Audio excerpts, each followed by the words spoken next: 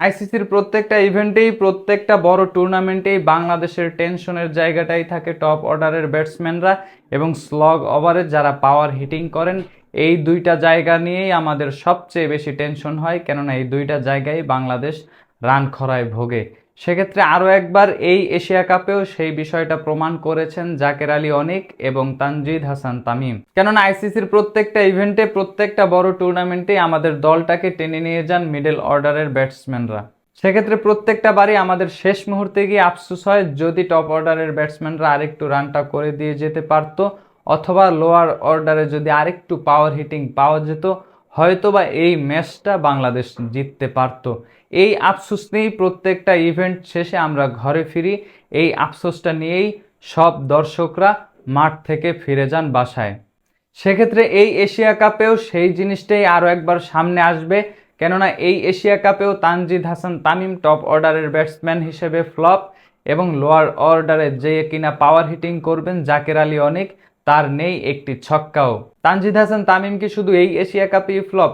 আপনি হয়তোবা বলতে পারেন এই এশিয়া কাপেই তো তানজিদ হাসান তামিম একটা 50+ স্কোর করেছে।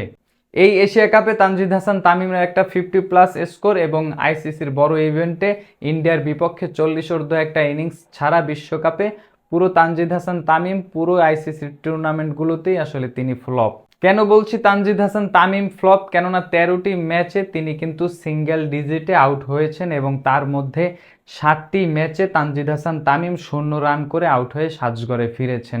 একবার ভাবুন তো তার কেরিয়ারটাই বা কতটুকু, এবং এর মধ্যেই তিনি কিনা 7বার ডাক মেরেছেন আইসিসির বড় ইভেন্টে এবং আরও 6বার 9 রানের কমে আউট হয়েছেন। একজন টপ অর্ডার ব্যাটসম্যান যদি আপনাকে 13টি ম্যাচেই বড় ইভেন্টে এরকমের পারফরমেন্স দেয় সিঙ্গেল ডিজিট 13টি ম্যাচে এবং তার মধ্যে 0 রান, কোনো রানের খাতাই খুলতে পারেনি, তাহলে আপনার দলটার অবস্থা কোথায় গিয়ে দাঁড়াবে? এবং জাকের আলী অনিক এই এশিয়া কাপে মোট 5টি ম্যাচ খেলেছেন, সেক্ষেত্রে 57টি বল ফেস করেছেন। গতকালকেও 5টি বল ফেস করেছেন ইন্ডিয়ার বিপক্ষে, সেখানেও তিনি একটি ছক্কাও মারতে পারেননি, যদিও তিনি রান আউট হয়ে ফিরেছেন।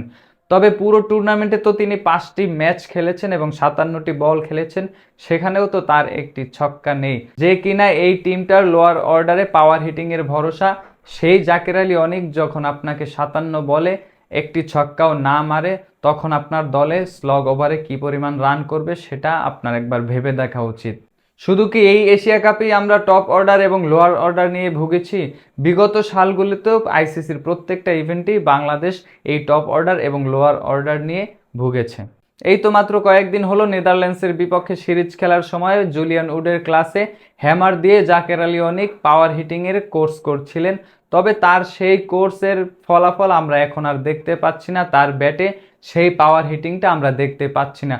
তবে কি ব্যাটের বদলে যেই হ্যামার নিয়ে প্র্যাকটিস করছিলেন সেটাই কি তার কাল হয়ে দাঁড়ালো কিনা, সেটাই এখন ভক্তদের বড় প্রশ্ন, এবং এখন তিনি এটা নিয়েই ট্রল হচ্ছেন সামাজিক যোগাযোগ মাধ্যমে। তবে বাংলাদেশ যদি পরবর্তী ম্যাচে পাকিস্তানের বিপক্ষে জ্বলে উঠতে চায়, নিশ্চয়ই জাকের আলী অনিক এবং টপ অর্ডারে তানজিদ হাসান তামিমকে ফর্মে ফিরতে হবে। তাছাড়া বড় মঞ্চে আসলে সফলতা অর্জন করা সম্ভব না এই দল নিয়ে বাংলাদেশের।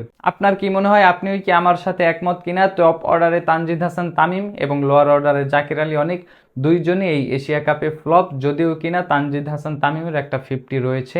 যদি আপনি আমার সাথে একমত হয়ে থাকেন, কমেন্ট বক্সে আপনার মূল্যবান মতামত জানাবেন।